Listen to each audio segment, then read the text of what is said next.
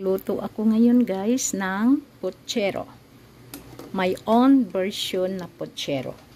Ayan, ang gamit ko ay pork at chicken. Pinapalambot ko na yung ating pork kasi para siguradong malambot talaga siya. Ayan. At saka yung ating chicken.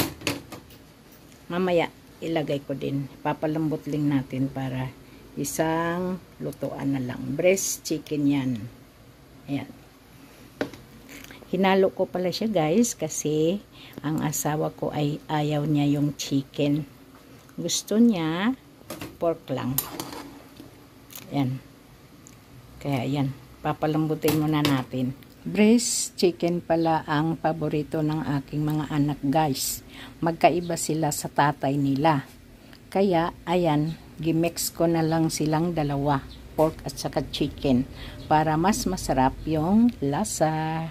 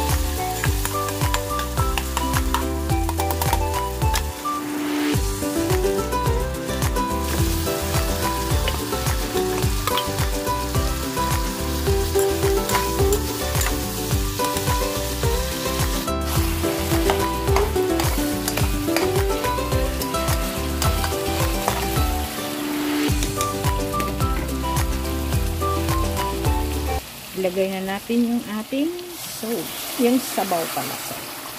Ilagay na natin lahat yan, yung sabaw na pinaglambutan natin sa ating karne. Ito na siya guys. Ilagay na natin yung ating gulay. 2 gulay lang ang gilagay ko guys kasi ang gulay sobrang mahal. Grabing pagtaas niya. Sobra pa sa 50%.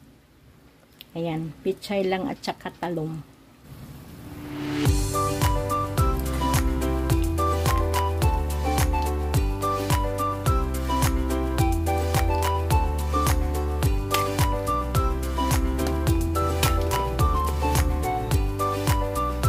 Ayan na siya guys. Luto na. Napakasarap ng aking linuto ngayon. Ang puchero. Ang sarap talaga niyan guys ng lasa niya. Tinikman ko na siya. At ayan, sana nagustuhan nyo. And don't forget to like and share. And mag-subscribe sa aking YouTube channel. Thank you for watching guys. Bye-bye. And God bless. See you on my next vlog.